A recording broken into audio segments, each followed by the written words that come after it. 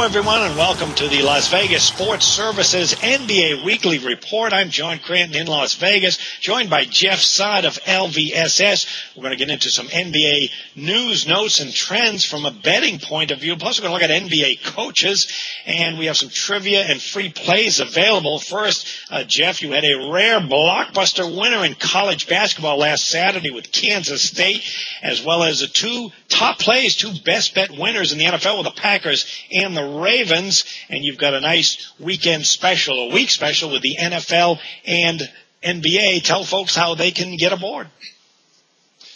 Yeah, blockbuster is something I give out only about once a week or so. So that's my biggest play. I won it with Kansas State. Both best bets in the NFL, one Packers and the Ravens. This week, my NFL playoff game of the year goes, and you're going to get it for only $10. Plus, I'm going to give you a week of college and NBA. Playoff game of the year, college basketball, pro basketball for a week, all for just $10. Just call LVSS at 1-866-575-8916. That's 1-866-575-8916.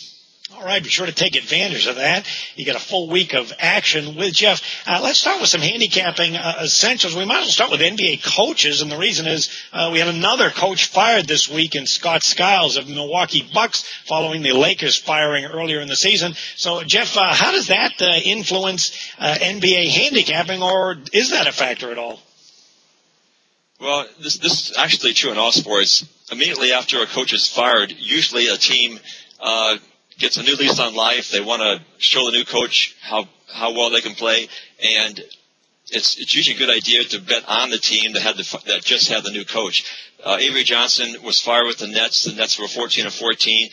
PJ Kalesmo comes in. They win 6 out of the next 8 games, 3-3 against the spread. That includes a 17-point win at Oklahoma City. Milwaukee Bucks fired Skiles. They bring in Jim Borland. They had lost 4 in a row.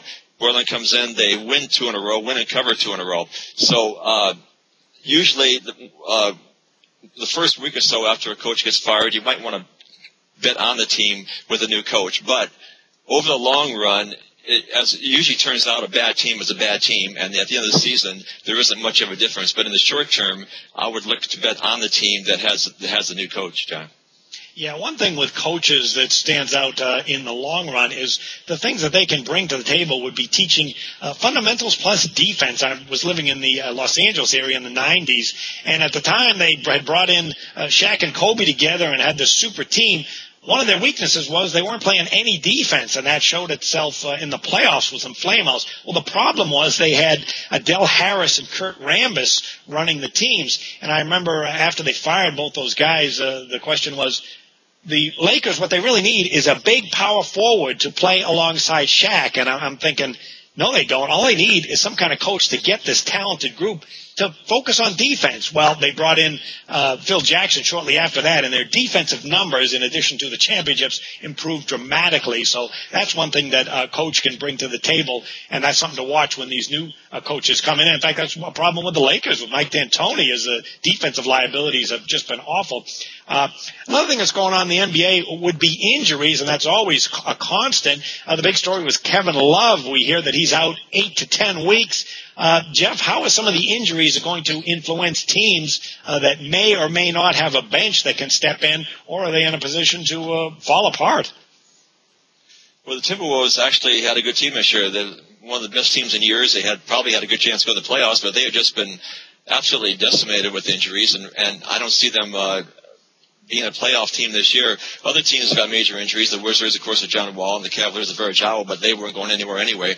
There are some teams there are only a few that can handle major injuries. Spurs, for one, and the Clippers, too, this year, because they've improved their depth so much.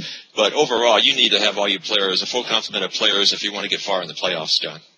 Yeah, and the Timberwolves, their defense has actually improved this season. And without their best player, Kevin Love, I wouldn't be surprised if you like to play totals to look at Minnesota under the total, because when they play a team that's bad with a winning percentage below 40%, they're on a 34-15-2 run under the total, and I wouldn't be surprised to see that continue, because they're not going to be able to run and gun with the lack of depth and the injuries to their best player. They're probably going to have to rely on the defense, possibly even slowing the pace down. But the Timberwolves over the next 2 months, while Love is on the shelf, might continue to be a team to look at under the total. One team we haven't mentioned with respect to injuries is the Lakers. Boy, you got two of your top 5 starters, the 2 big men in Pau Gasol and Dwight Howard. Is this going to influence them straight up or against the spread, or should we go ahead and say that it's going to sink their season completely now? It's hard to say because they weren't playing that well even when they were in the lineup. It's always hard to say the Lakers would not make the playoffs. They've only missed the playoffs twice since 1976. But as it looks right now, they're going to have to win 70% of the rest of their games to win around 48 and make the playoffs. And right now, they're lucky to play 500. It's hard. The one good thing they want the Timberwolves would be they'll probably be out of the playoffs. That's one less team to worry about. But I think the Lakers right now are less than a 50-50 chance to make the playoffs. Okay, let's look at some spread trends. The Lakers, you just talked about the Lakers. When they cover a game, they are absolutely horrendous the next game. When they cover a spread, they are 16-34-1 against the spread the next game. You mentioned the injuries to the Cavaliers. When they play the NBA Northwest Division, they're 6-20-2 against the spread. A couple other news and notes. The Houston Rockets, when they play the Eastern Conference, they're on a road trip now, they are 16-5 against the spread. And the Memphis Grizzlies, the number 1 defense in the NBA, they are 40-19 under the total. At home, they're 6-1 under the total. And when they play teams in the West, they really put on the defensive numbers, 8-2 under the total. All right, some teams that are taking some road trips over the next week to keep in mind. The Clippers, starting Monday, are on a brutal stretch, 14 of 17 on the road. The banged-up Wizards are starting a 5-game road trip out west. And the Indiana Pacers are playing 7 of 8 away, while the Houston Rockets, I just mentioned, they are in the middle of a stretch, playing 12 of 16 games on the road, an absolutely brutal stretch for that team, and that can be a grind. All right, Jeff, we have a couple of free plays. Jeff, you're looking at a total in the NFL playoffs. What do you see? Well, I'm going to take Seattle and Atlanta under the total for your free play. These are a couple of good stats that we found. The Falcons are 10-1 to the under the last 11 games versus the teams with a winning record, and the Falcons are under 16-5 in the last 21 games on turf. Also, Seattle, of course, is a relatively conservative offense, run-oriented, rookie quarterback. I'm going to take the Seahawks and Falcons to stay under the total for the free play this week. Okay, I'll be looking at the Patriots-Texans game on Sunday. Go over the total. The weather report in New England is actually very good, 50 degrees. Patriots beat this team 42-14 last month in colder conditions. That game sailed over the total. And the Patriots at home, 21-8 over the total. Last 4 meetings between these teams, 4-0 over the total. Trivia time. Jeff, who holds the NBA record for attempting the most three-pointers in a game? Well, we talked about this before the show, and I believe it is Damon Stoudemire. Damon Stoudemire, you are correct.